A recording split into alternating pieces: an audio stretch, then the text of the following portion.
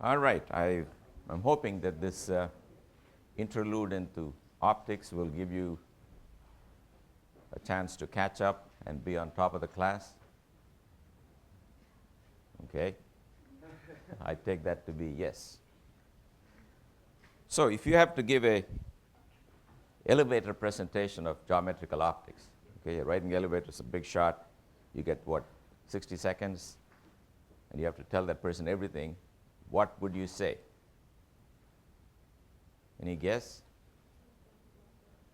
Right. Principle of least time covers everything. And I thought I would do that because I'm sure you guys, most of you have seen this in one form or another, and I had to do something slightly different, and that was to show you that it all came from least time. Well, I haven't shown the whole thing yet. What I did show you, that angle of incidence equals angle of reflection, that came out. Snell's law, that came out. But I was about to do mirrors, and in the case of mirrors, I said, if you want a parallel set of rays from infinity to focus on one point, then what do you need to do? First of all, focusing itself is a very special case. Focusing means many light rays going in different directions all end up in the same place. That means they all must satisfy the principle of least time. How can all of them be the least time? Because they all take the same time. Therefore, there's more than one way for a light beam to go from start to finish, and that's when you get focusing. This is the first example of that. And the way it worked is, you start this guy here. First of all, the rays are coming from infinity. If you're going to keep track of how long that takes, you're going to get infinity for everybody. Maybe infinity plus 1 for one, infinity plus 2 for another one. And we know from the time we were children that they're all the same. So infinity is not a good reference point. So you draw the gate here, mental gate, and you say, I'm going to track these guys from this point on. No one's got any head start. Then I want to see how long any of them takes. Well, this guy hits that wall, this mirror here. The mirror is locally vertical, so it bounces right back. And this focal point is where I want everyone to end up. So this ray does that, loops around, and comes back here. How much time does it have? Well, it has the time to go here, plus the time to go an equal distance f on the other side. That means this light ray, which began here, has the same amount of time. See, but for this mirror here, it's got the time to go there. But you want it to hit the mirror and come here in the same time. That means it'll happen only if that distance and that distance are equal. And this must be true for any ray parallel to the axis. That means your mirror is a curve with the property that points on it have the same distance from the focal point and from this line here. And there's a name for that curve, and that is the parabola, and satisfies the equation y squared equals 4xf, where f is the focal length. I derived that for you. Then the next question is, it's not enough to have, then I told you that if you want, you can approximate this by a spherical mirror. You take a sphere of radius r, and you slice a portion of it. But a sphere is not a parabola, because sphere is going to put a sphere here, is going to start deviating from the parabola. But you can fool this beam of light if you don't go too far from the axis. In that region, it coincides with the parabola. And you say, how big a parabola? Well, it looks like a parabola whose focal length is related to the radius of that sphere in this fashion, or f is r over 2. That's called a spherical mirror. So whenever you do this, you should be aware of all the limitations. A parabolic mirror will focus the parallel beam of light no matter how wide it is, measured from the axis, because I've cooked this up to work for any height. If you approximate it with a spherical mirror, then you have to ask yourself, how long will this beam of light think that the sphere is a parabola? Well, you can see as you start moving off, it's going to catch on. So you cannot go too far off the axis. So that's an approximation. And for a spherical mirror, if you send a parallel beam of light, if it's too thick in the transverse direction, it won't focus here. But it'll focus for small thickness, small deviation from the axis. But now our goal in making mirrors is not only to form the image of an object at infinity, but you want an object at a finite distance. One object finite distance to form an image, and that's what we were talking about. So let's go back to that problem. Okay, I'm going to be writing some equations today, and I want to request people in the last row, if you cannot read something, you have to tell me if the font is small. Guys in the front row, if you cannot read something because the handwriting is bad, you got to tell me.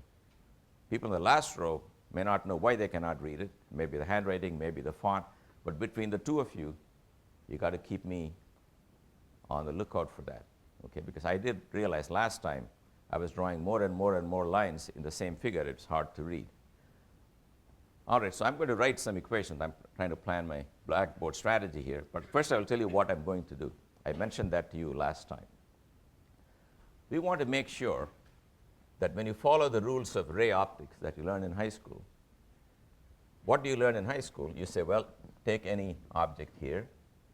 You draw a bunch of rays, and you know where they're going to intersect because the parallel ray goes through the focal point. That's how it's defined. Here's another ray that's a little interesting. Go through the focal point, it'll come out parallel. How do I know that? I know that because if I run this thing backwards, it's a parallel ray going to the focal point and ending up here. If this path was a path of least time, the reversed one should also be a path of least time. So these two meet here. So we say that's where the image is. But that's not enough. I told you two lines will always meet. You got to draw more lines, and here is one more that I drew. The one that hits the center here, that's a I equal to R, very obvious incidence equals reflection because the mirror is vertical here. I showed you that the third line demands that H1 over U is H2 over V, but that's already true from these two rays.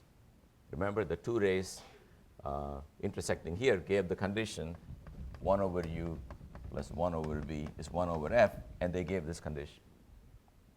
So the third ray, which I drew, demands the same thing, so it's consistent.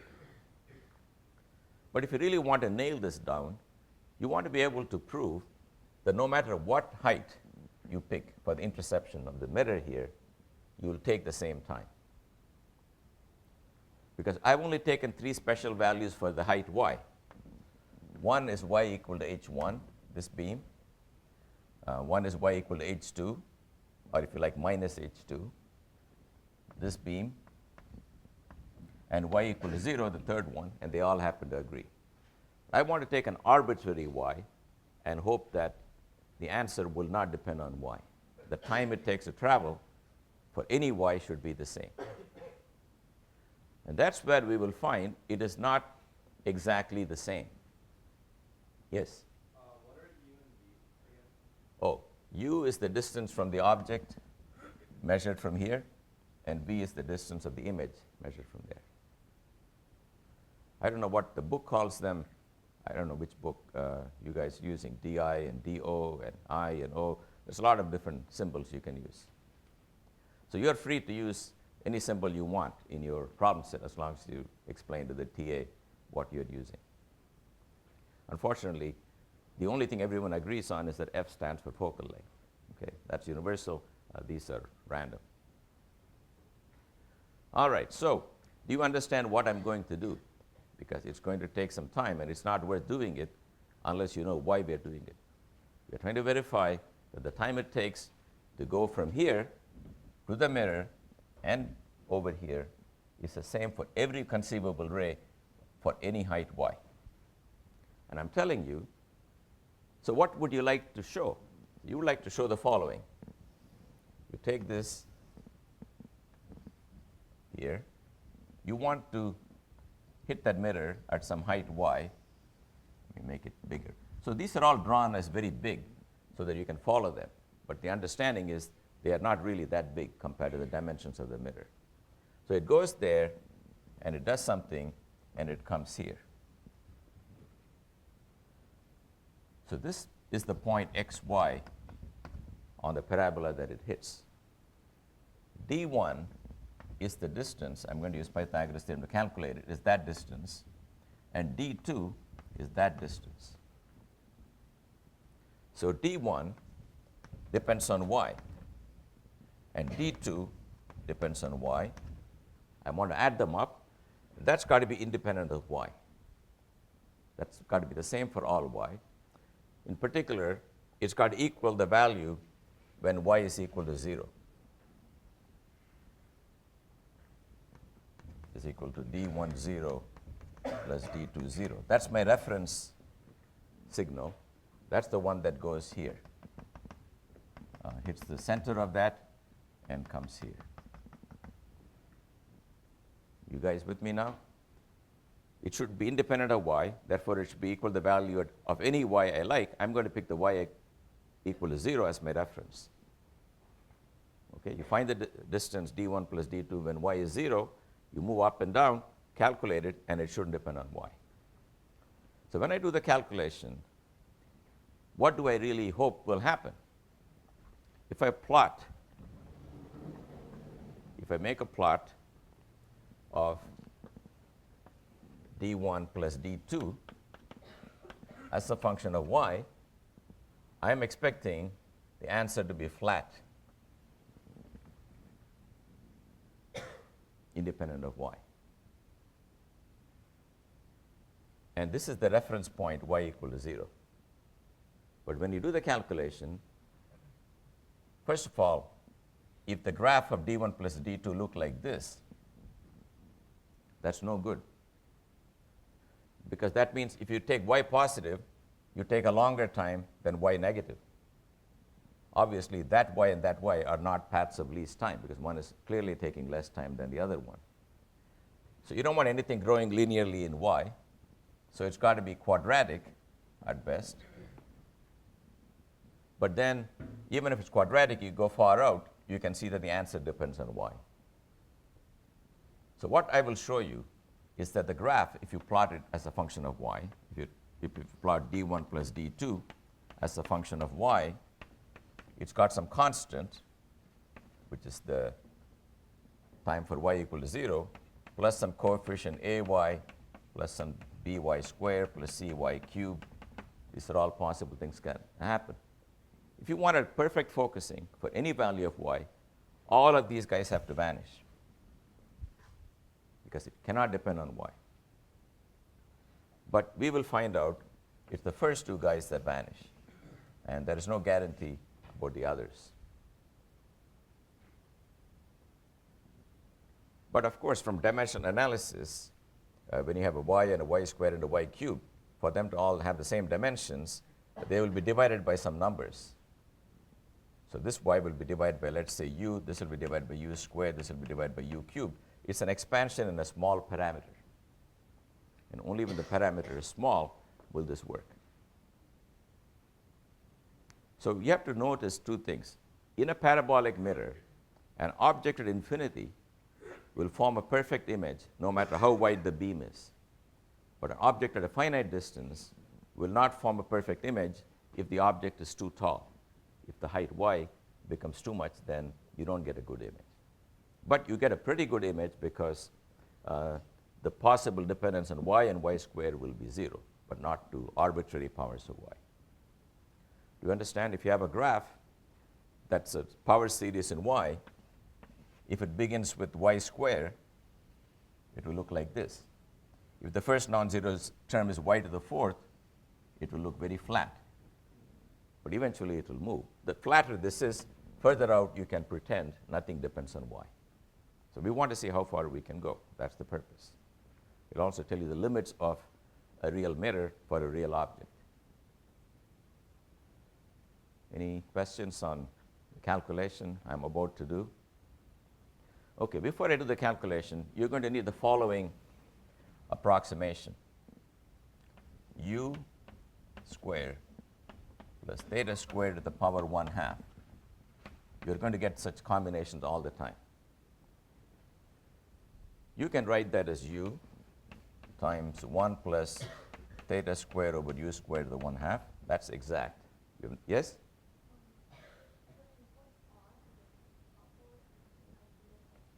Oh, r in the top, r over 2.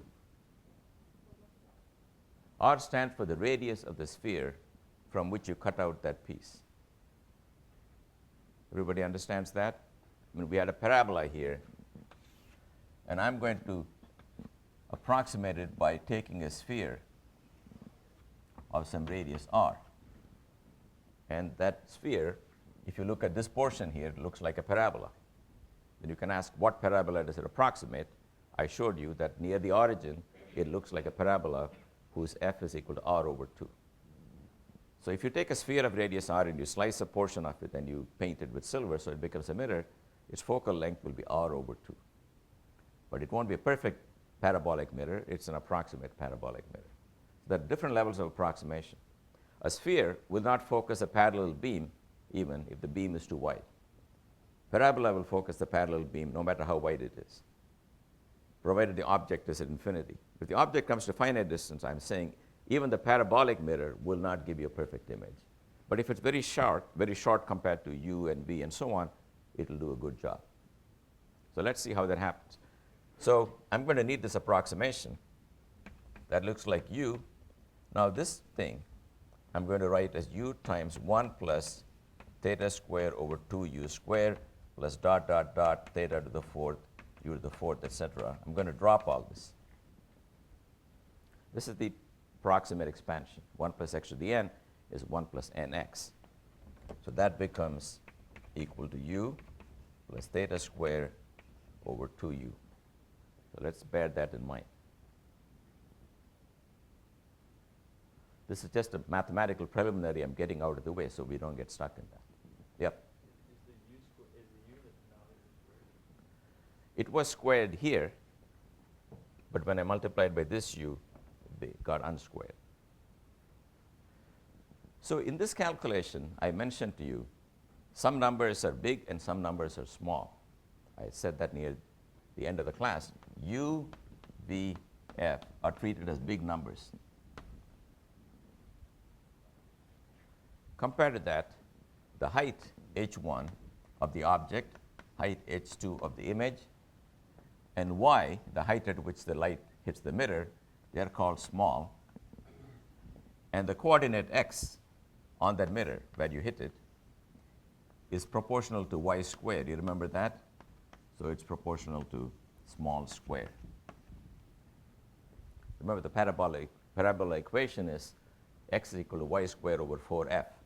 In fact, let me write it exactly. You can see that f is a number that's called, you can call this order 1 numbers. These are small numbers. These are smaller numbers square. So in all these calculations, I think you have no trouble seeing why x is much smaller than y, right? The shape of the parabola is that if you climb a lot of height, you don't move a lot in the x direction because it's quadratic. And the square of a small number is even smaller. So if y is small, x, which is y squared, is even smaller. So I want to do this because no matter what field of life you go into, well, not every field, but in most fields where you have to do some kind of calculation, whether it's in economics or biology or whatever, you should know how to do approximate calculations. I'm trying to show you how to do a systematic approximate calculation. Most of the calculations people do are approximate. In fact, every calculation ever done by any physicist is approximate because we're neglecting something. You show me one result that you swear is accurate. It is not. Everything has got corrections. So we should learn how to find the big numbers in the problem and keep them, and how to organize our calculation, if you like, as a series in small and smaller squared and smaller cubed, and you keep a few terms. So let's calculate now the distance d1 and d2. So we'll have to look at the picture here. So let me just write down what I get. d1 plus d2 is going to look like h1 minus y whole square plus u minus x square. That is d1. And d2 will be h2 plus y square plus v minus x square.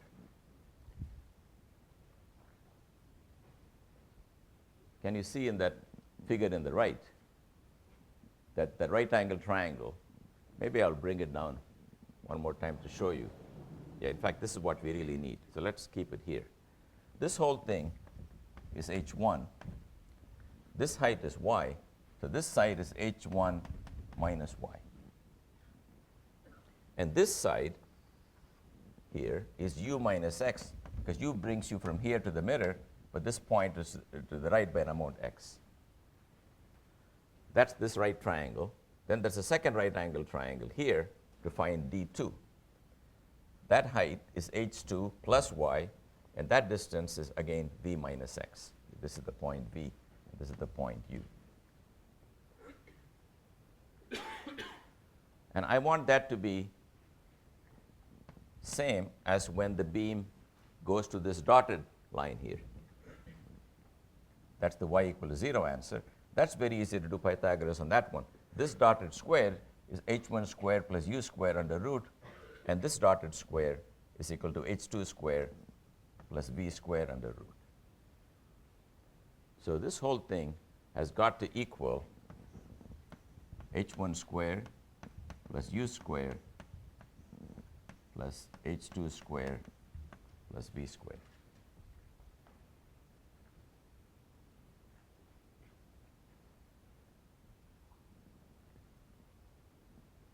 So the right-hand side does not depend on y. Left-hand side depends on y.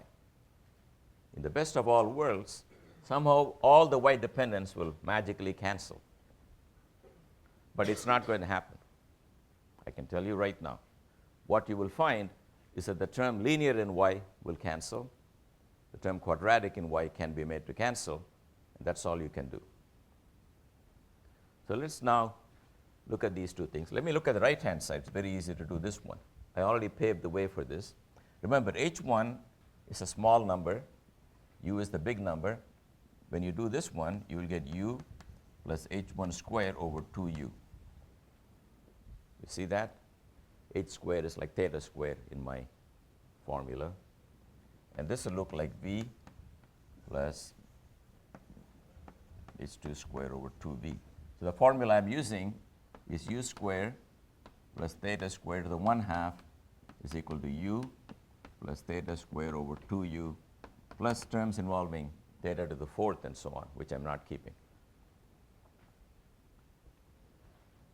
So the right-hand side is very easy to calculate. It's that. So let's look at the left-hand side now. So let me open out everything in the bracket here.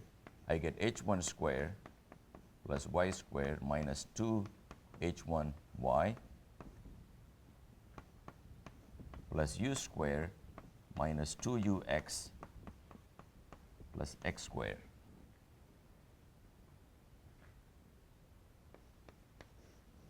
Now the second guy is h2 squared plus y squared plus 2h2y plus v squared minus 2vx plus x squared. That's got to be equal to u plus v plus h1 squared over 2u plus h2 squared over 2v. Remember, the right-hand side is not really an I put a dot to tell you it's an approximation. This square root goes on forever. I've kept the first leading term.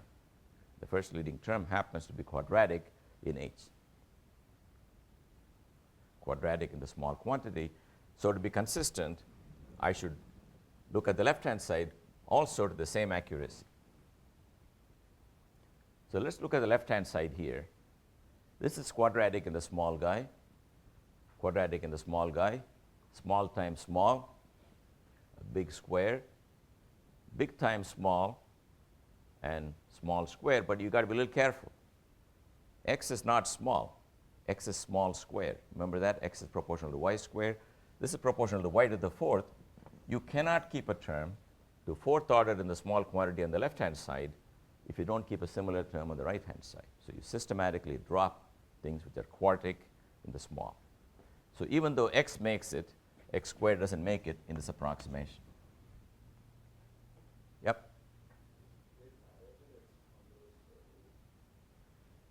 Yeah, it can be anywhere it wants. You may think that because it's under square root, when you take the root of it, it may become x. Is that your worry? But is that what you're saying? Yeah, I mean, your point you're making is, I see an x squared like that, right? But it's really not x squared, it's really x. That's certainly true. But you're adding a whole bunch of numbers, then taking the square root of that. In that sum, these numbers are going to be big compared to this one, whether you take the square root or not. Okay? So it is dominated by the other terms under the same square root. That's why you drop it. Okay, so this fellow is out. So here's what I want to do now. I'm going to write the first thing. So let's decide what to call what. This is my u square. The rest of these guys are my theta square. You understand that? This is u. Unfortunately, they're not next to each other, but all of that is theta squared. This is u squared.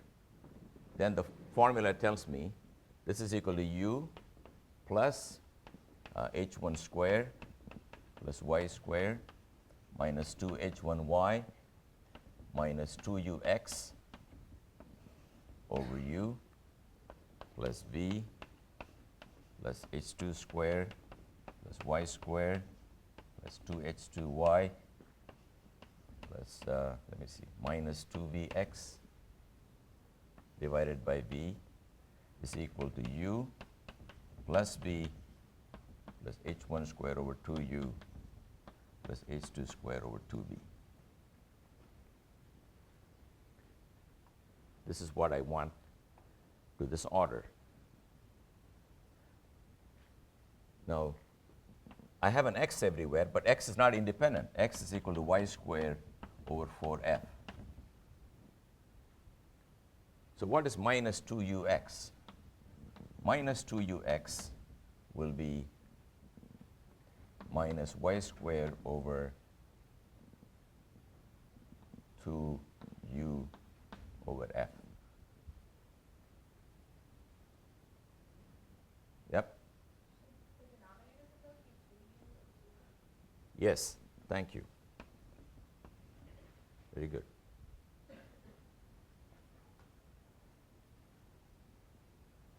Okay, therefore, let me do the, so let's compare everything. The big numbers have to cancel the big numbers. Otherwise, you got big problems. You guys have a question?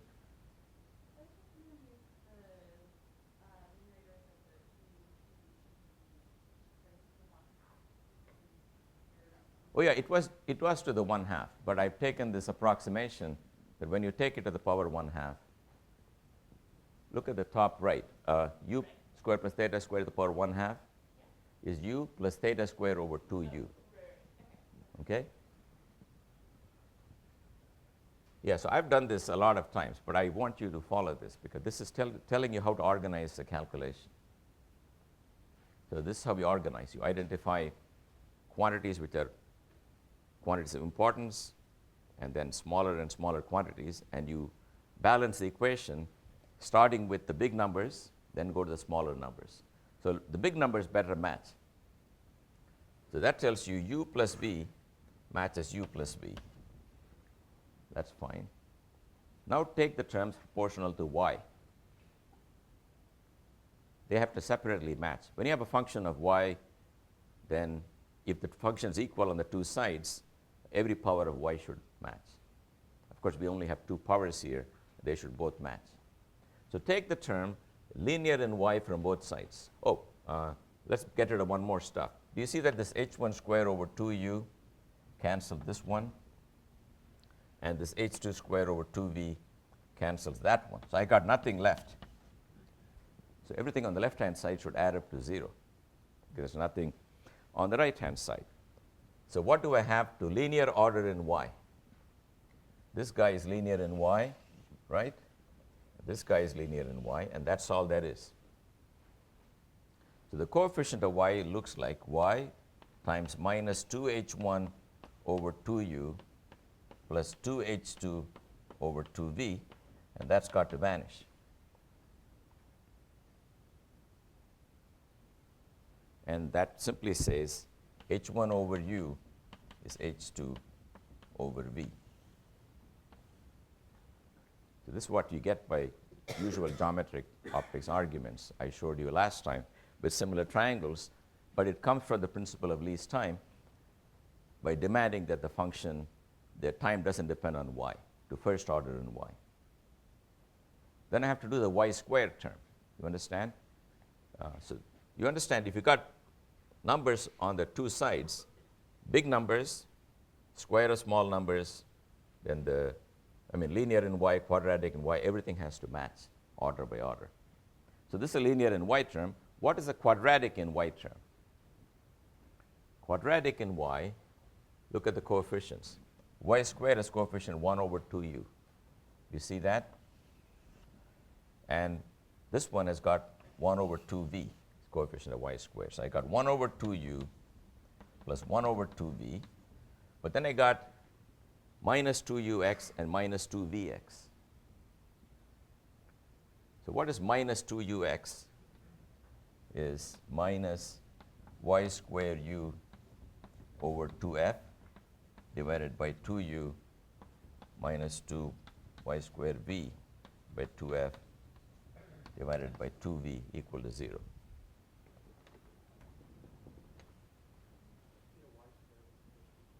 Yes, I'm sorry. I'm not being consistent. So let me just call this the coefficient of y squared. You agree? It's the coefficient of the y squared. If you want, it's in front of everything. All of this multiplying y squared. So this has to vanish.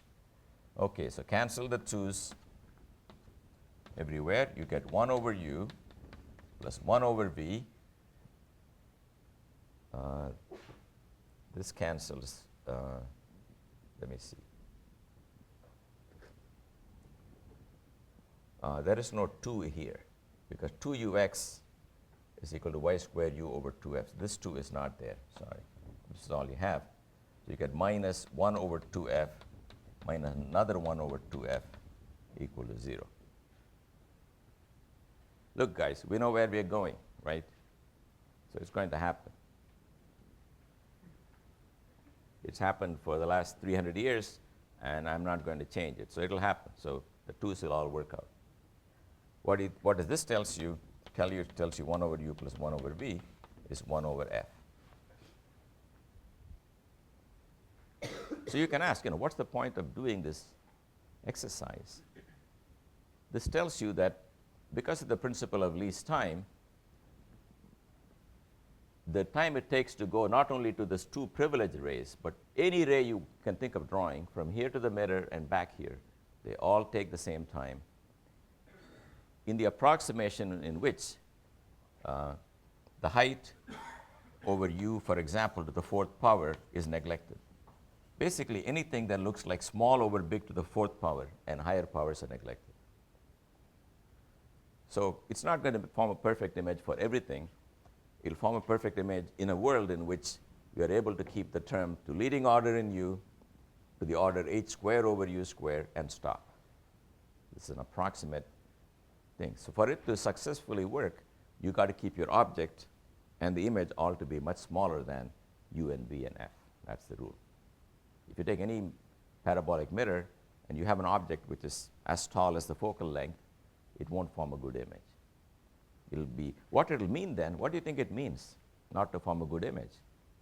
The rays will cross at different points and you get a blurred image. If you put a screen, if you put a candle here, if that's a candle, you can actually put a real screen here and there'll be a glow on the screen, image of the candle, upside down. But and it'll be a very sharp image. If the candle's not too tall, once it gets taller, image will get blurred because the rays will not meet at the same point.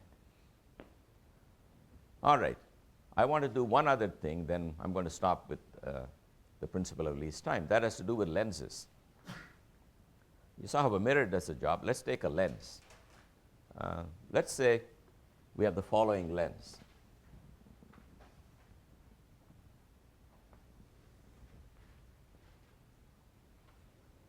And I have an object which is infinitesimally tall to begin with, and I wanted to form an image somewhere on the other side.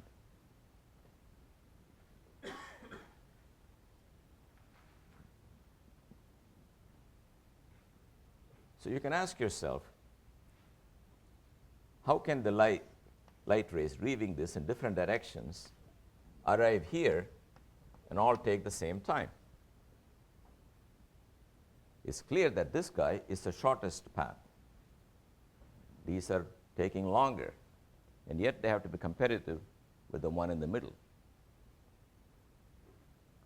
So how do you think that happens? How do you think they will take the same time? Yep. The light is slower than the actual medium of the lens, and that short distance. That's correct. Do you understand? The answer was, it is true that this path is shorter than one that says goes to the top of the lens and comes down here, but this is through glass. It's like saying, I have a lake here shaped like this, and I tell you to run so that you go from here to here in the least time. It's not at all clear that heading straight for the lake is the best thing to do, because you got to swim. This person doesn't have to swim at all, but has to go further. So you can imagine somehow cooking things up so that they all take the same time. So I'm going to do it only for the two extreme rays. You can, since I've done a lot of algebra, I don't want to keep doing it. So let us say this height is h, the height of the lens. And this distance is u, this distance is v.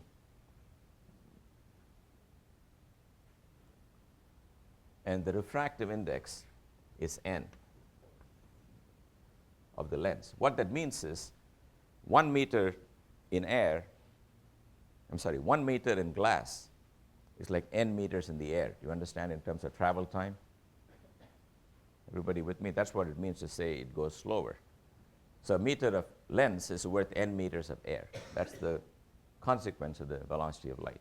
We're trying to find equal times. So when it travels here, it travels with a velocity c over n. Therefore, the time it takes when you divide the distance by time will be n times as big. Okay, then there's one other result I'm going to need, so I don't want to interrupt you later, which is the following. I'll take this glass here, this face of the lens, and let's say it's coming from a sphere of radius r. So that's the center of the sphere.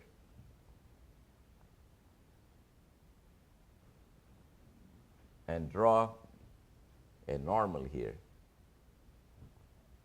and call that distance delta and call this height h. This is all exaggerated. In reality, delta is a very small number. I'm going to need an approximate formula for delta in terms of h and r. So since it's a sphere, that distance is also r, right? This is a sphere of radius r, from which I've cut out that portion, which is this face of the lens. The lens ends here, but the mental sphere can keep going like that. So what can you say about this distance delta? You can say the following. Delta is equal to r minus this side. So let's write the formula. This side, which I don't know, let's say is L, is r minus L.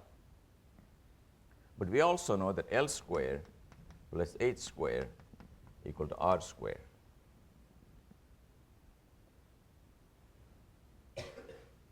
Therefore, L square is equal to r square minus h square, or L is square root of r square minus h square. And by the same trick I did, it is r minus h square over 2r, the same theta square formula. So L is shorter than r by an amount h square over 2r, so this delta is equal to h square over 2r. That's the formula I'm going to invoke. You will see why I bothered to prove that in a minute. So you should now think about what equation you will write down. Okay? I'm going to give you a few seconds to think about what two things should be equal for the condition that everything takes the same amount of time to go from start to finish. So first I'm going to find the time it takes to go on that straight line. By the way, since I'm going to divide by velocity everywhere to get time, distance is all you need. Except here, you got to remember 1 inch of glass is n inches of air. If you remember that, you'll be fine. So let's see how long is that path. That path is equal to square root of u squared plus h squared plus square root of v squared plus h squared. Right? By right angle, this right angle triangle, that right angle triangle, very easy to get that. And that's going to be equal to the effective length going straight through. So let's look at the effective length in two portions. That's a segment here of size delta and a segment there of size delta in glass. So let's look at the time in the distance in the air first. Distance in the air is u minus delta on the left plus v minus delta on the right. That's the air distance. Now I got to add to that 2 delta times n. That's what you have to remember. That's the only non-trivial part of this, is that this distance 2 delta, it should be multiplied by n, because you're traveling at a speed reduced by n. In terms of time, it's a distance factor increased by n. So this becomes u plus v plus 2 delta times n minus 1. That's the right-hand side. On the left-hand side, it's u plus h squared over 2u plus v plus h squared over 2v. Again, in the same approximation, in the quantity h squared over u squared or h squared over v squared. There are higher powers of h over v, which I'm not keeping on either side. And even here, there are higher powers of h over r that I'm not keeping. So get used to the notion. Okay, u, v, f are big, h, y, etc. are small. So you cancel the u and the v. Write the formula for delta. Delta was equal to h squared over 2r times, I'm sorry, did I make a mistake here? I guess not. Okay.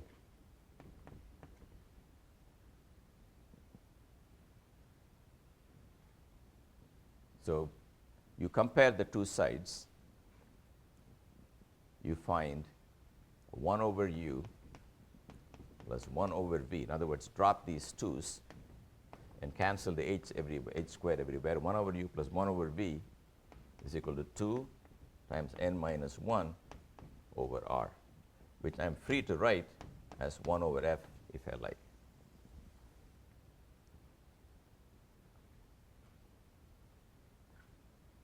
In fact, that will be 1 over f. How do I know that's 1 over f? Can you tell me? Why should I call this quantity that I get as 1 over f?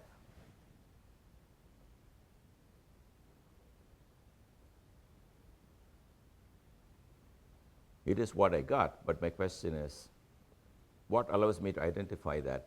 Yes?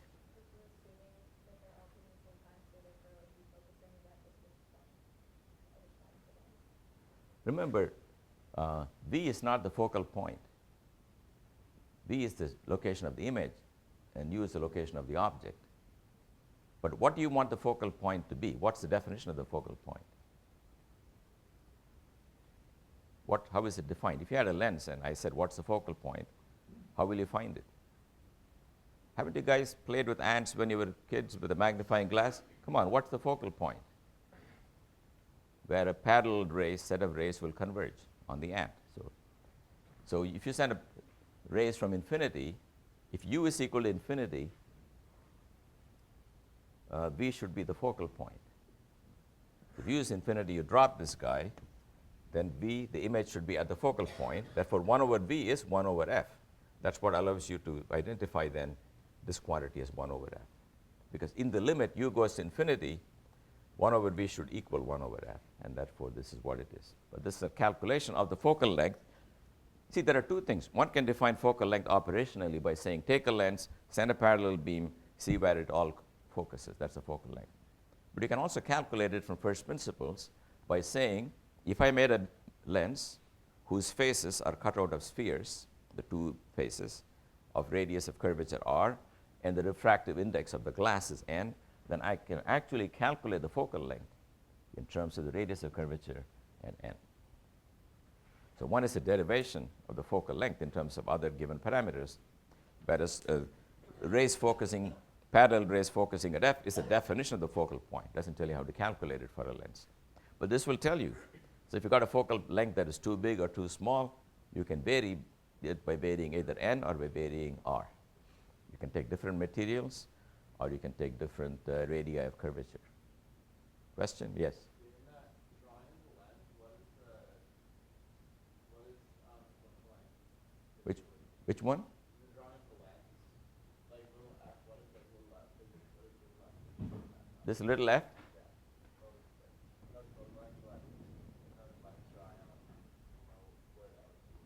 You want to know what f means? It means take this lens and send a beam from infinity. That means it comes in parallel rays. That means u is equal to infinity, then 1 over v then becomes just 1 over f. That means v is equal to f. V is the image point, so that f will be here. So that's what it means.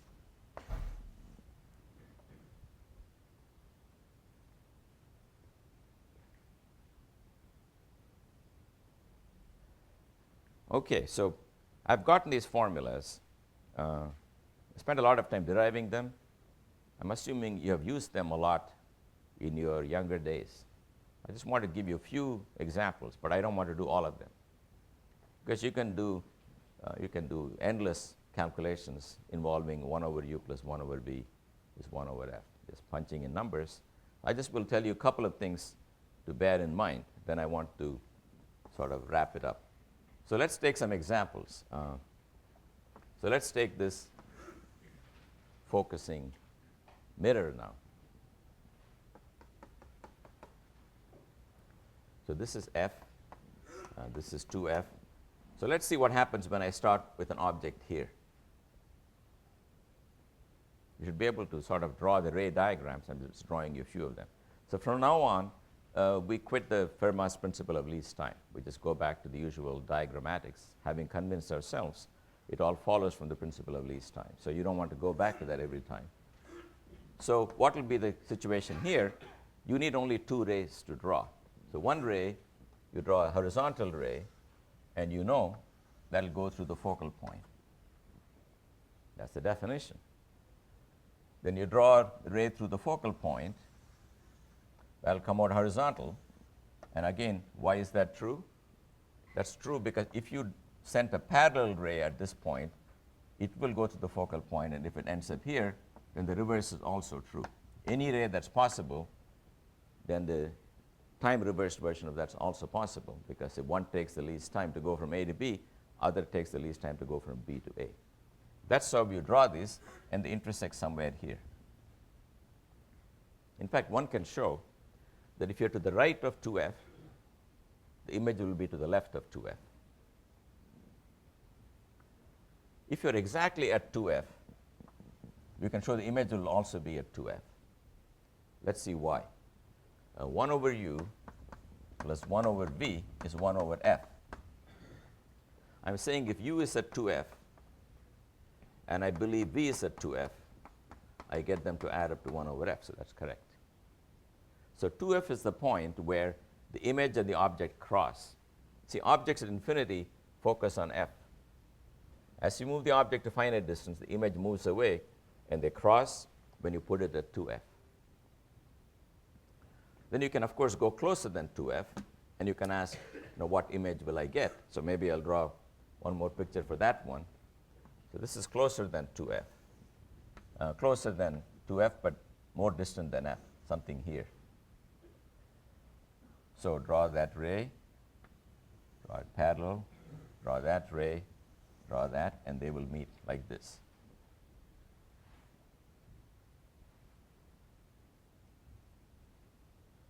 And finally, if the object is at f, the image will be at infinity, because that's just the reverse of the other picture. if all the rays from infinity focus here, if you put an object at the focal point and run the lines backwards, they'll go out parallel, so they'll never meet. So they're trying to meet at infinity. But of course, you can also take an object even closer to the mirror than the distance f. That's what I want to talk about now. What if you go even closer than f? So let's try that.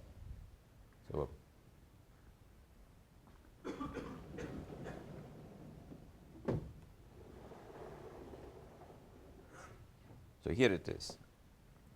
Same guy. This is f. And I want to take an object here.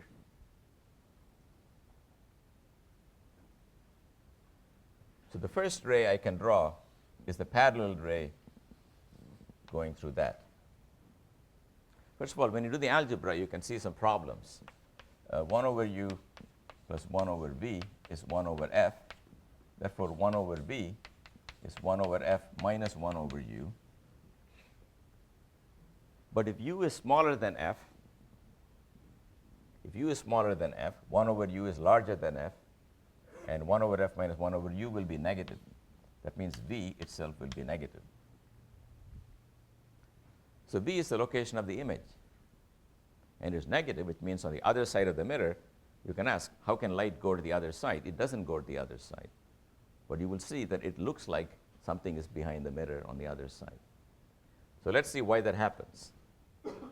You will have some difficulty drawing the second ray. Remember, the second ray, you draw through the focal point, and you say it comes out parallel. If I draw a ray through the focal point, now I got to go backwards. Previously, you drew an object and you drew a line through the focal point heading towards the mirror, but the focal point is behind you. So what's the fate of this? Here is what you do. Continue it backwards, and I claim it will come out like this. Why do I know that is correct? Because I know the reverse of that is correct. In other words, a parallel ray going like this will end up at the focal point. Therefore, this is to guide the eye. If you want to know what happens with one particular ray, join it to the focal point, hit the mirror, and come out horizontal. That's how you do the ray diagram. So this is a little delicate thing, where if you really went to the focal point, you never hit the mirror. You do that to get the direction, but you continue the other way, and you come out parallel. And the logic is, if I draw it backwards, I know that's correct. But now look what's happening. These rays are not focusing anywhere. In fact, this ray seems to come from somewhere in that direction. That ray seems to come somewhere in that direction. So the two of them meet here.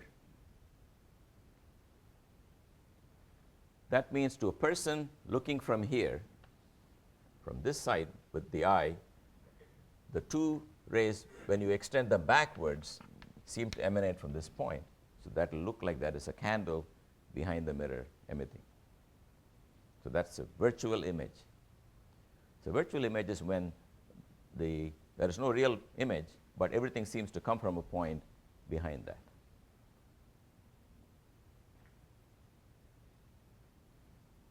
Okay, here's another variation they probably exposed you to in high school.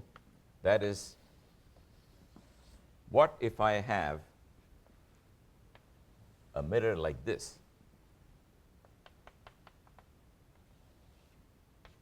And I send some parallel rays into that guy.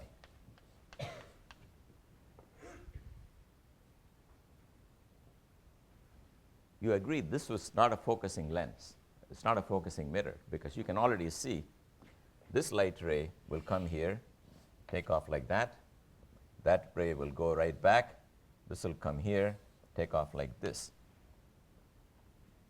So it is not a converging lens. But what is true is that if you extrapolated all these lines backwards, they seem to emanate from this point. You understand? If you look from the other side, if you have a sun and the sun is sending parallel rays, the image of the sun will be here. It will be behind the mirror. It will all seem to be coming from here. So instead of the lines actually meeting at one point, they will seem to come from one point. So that's what happens. But how do you do the calculations in this problem? Does anybody know? What's the mirror equation for this problem? Pardon me? Yeah, you say f is negative, it'll turn out that everything will work out. 1 over u plus 1 over v is still 1 over f, but if you want, you can write this 1 over mod f, because this will be a problem where the focal length, if that is 5 inches, f should be treated as minus 5 inches. Then everything will work out.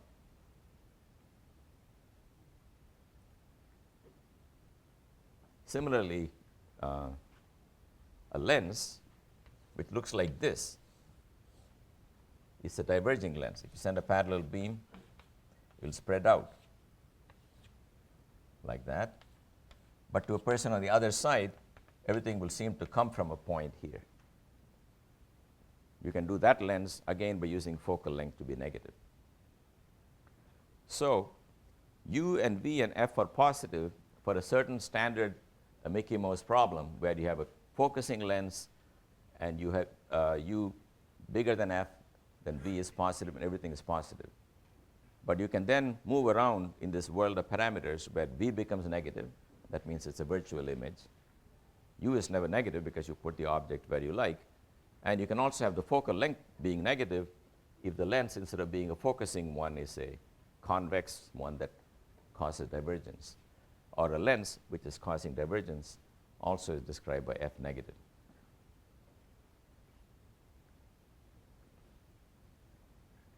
Okay, there's one interesting point. You can take it or leave it, so relax it. Don't kill yourself over this, but I thought I should mention it to you, which is the following. Suppose I have a lens like this,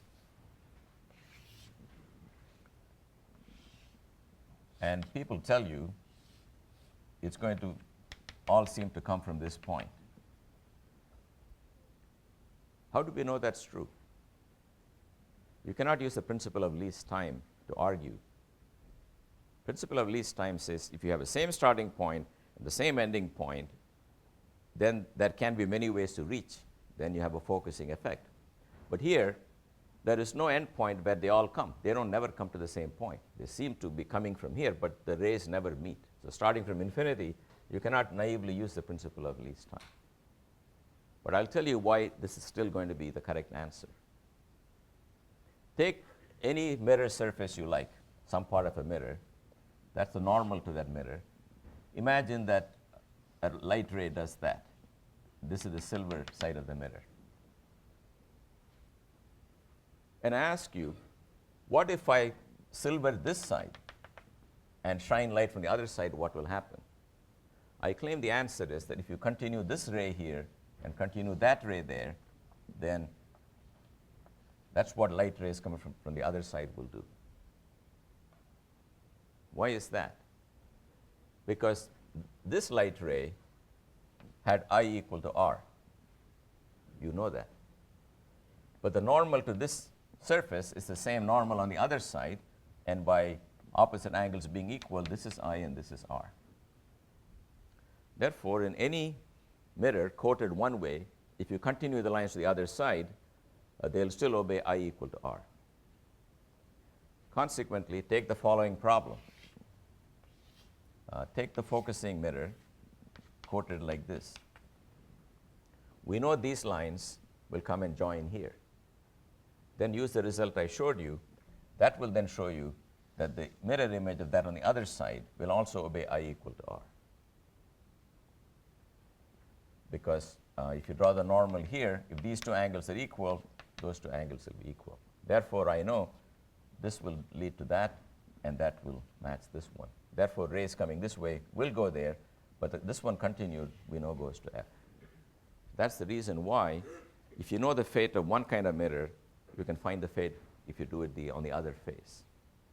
And this is the construction that tells you why, if you shine light from the right, they will all seem to come from this point. So that's something optional. You can take it or leave it, but I wanted to tell you where that result comes from. If you just do the algebra, everything will work out if F is negative, but you need to know why that's a valid picture. Okay, so there's one final gadget I want to talk about, and that's the human eye. So the human eye is pretty impressive when you consider the following situation. So here you got, look, I don't want to even try this.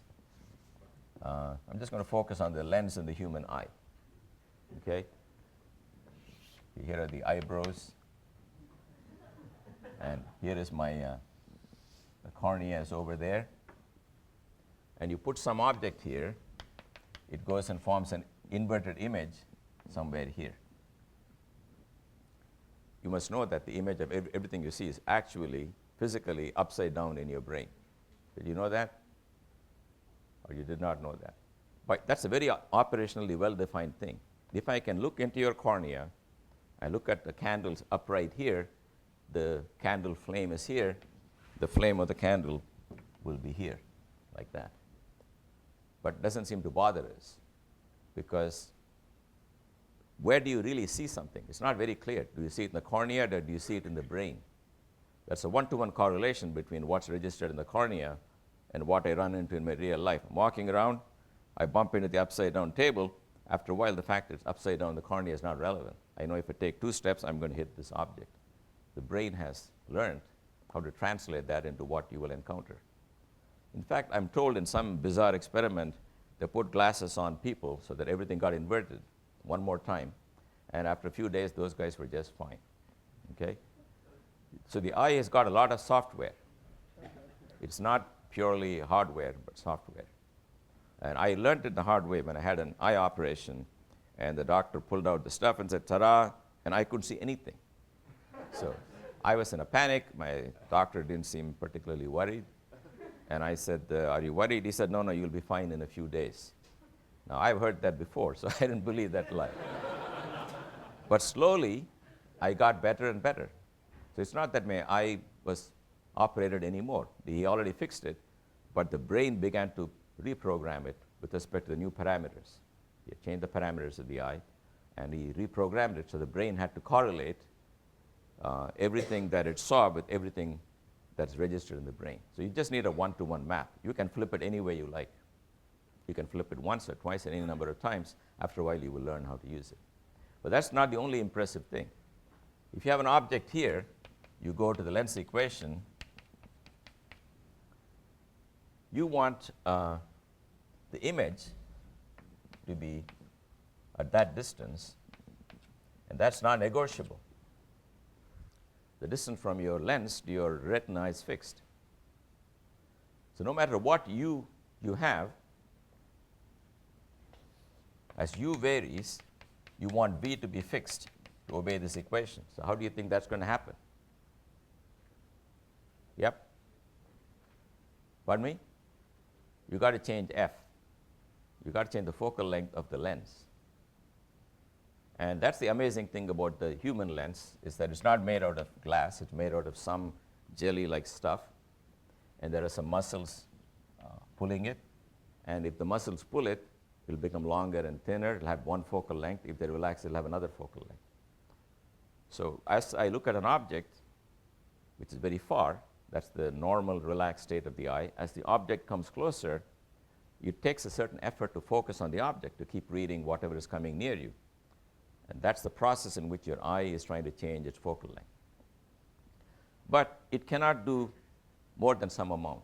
The eye cannot focus with anything that is closer than a certain distance, called the near point. And the near point is 25 centimeters. Well, approximately. This is not a law of nature, but this number has crept into all the textbooks. So 25 centimeters is all you can do. You see, if you didn't have the limitation, you don't need microscopes. You want to see a piece of bacteria, just pull that sucker really close to your eye.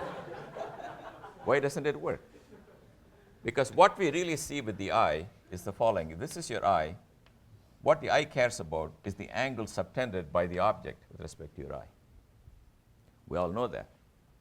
So if you have the little bacteria guy here, you can see it just as well if you can bring it that closely. That'll look as big as a pencil 1 meter away, except the eye cannot accommodate that. That's why you need a magnifying lens. And that's the last thing I'm going to tell you, is the principle of the magnifying lens. So here is the deal. The eye really cares about the angle subtended by some object, but there is a limit to how close you can bring it. So if you have an object of height h, and you don't have any length, you just have your eye and you're looking at it, then if that's the height h, and that's the angle theta, the best you can do for theta naught is tan theta naught equal to h over this 25 centimeters. If you can come to 15 centimeters, theta naught will be even bigger, but you cannot. So for an object of given height h, the smallest distance is 25, the biggest angle is tan theta equals h over 25, and for small angles, we forget the tan, and we say theta naught is h over 25. That's the best you can do without a magnifier. So what does a magnifier do? Magnifier, this is the focal length here, you put the object here, somewhere there, and you try to form the image for that one. So the parallel ray goes to the focal point on the other side. Then, let's see, a parallel ray going to the focal point here. That's where you're going to have to get a virtual image now. Understand? Another ray you can draw is one through the center that goes straight through. If you continue these guys here, you will find there's an image here, a virtual image. In other words, again, what I'm telling you is the rays will not actually meet, but they will seem to be coming from a point here. So if this is h2 and this is v, the theta you're getting is h2 over v, which is h over u. This is your actual height, and this is u. So basically what you've done is the following. You managed to bring the object closer to your eye than the near point, if you want. That's because the actual image seems to be much further where you can see it. So the magnification you get, the angular opening you get with the magnifier is this. So the magnification for angle is theta over theta naught, and that's equal to h over u divided by h over 25. That's 25 times 1 over u. 25 is in centimeters. That we're going to write as 1 over f minus 1 over v. Now you've got to be careful here. V is a negative number because you're forming a virtual image. So I'm going to rewrite this as plus the absolute value of v. Therefore, the gain you get from using the microscope can be written as a 25 over f plus 25 over the absolute value of v. V is where the image is. Now, where do you want this image to be? Of course, smaller the v, better your magnification is, but v cannot be any smaller than 25. The best you can do with v is 25, in which case you will get 1 plus 25 over f as your magnification. But if you're a jeweler working with jewels all the time and you want to see your piece of diamond, you don't want the image to be at the near point of your eye because you're really struggling to see it, because that's the best your eye can accommodate. It's okay for a few seconds, but it hurts. Ideally, you want to see the object at infinity. Therefore, typically, you pick v to be infinity. That means you put the thing you're looking at right at the focal point. If you put it at the focal point, image will go to infinity. Now, you might say, look, I've never seen an object at infinity. What are you talking about, right? It turns out that infinity could be 100 meters. Doesn't matter, 10 meters is good enough for a lens. It's far enough so that it looks to be infinite. How can you see something at infinity? The answer is, as it goes further out, it also gets taller. So you don't lose anything by moving it further out as long as it grows proportionately. It is just that distant objects are when the eye muscles have to do no work. In other words, the human eye is designed to focus an object at infinity. It can manage if you bring it closer by those muscles working, but if you don't want the muscles to be tired, you want to have the image at infinity. So you take this little thing you're looking at, and you use the lens to create an image ad infinity. And the gain, forgetting the extra 1, most people don't bother with the extra 1. So the point to remember is the angular magnification is really given by 25 centimeters divided by the focal length of your lens. So if you have a lens of focal length 2.5 centimeters, you get an angular magnification of 10. Most of the time, the magnification you get is 3 or 4 or 5. Any of these things you buy in a supermarket to read something, but you don't know what I'm talking about, but you will in a few years, then that will give you magnification of 3 or 4. Okay? All right, so this is the end of geometrical optics, and next time I'm going to tell you why we want to change the rules of the game. But before you go, I won't let you go till you tell me why I would want to change anything. Why would anybody change this? The minute you answer me, you go to lunch. What's the reason I would change all this? Yep. Yes. He saved you. There are some experiments that contradict this. That's the only reason to change anything. And I'll tell you what they are next time.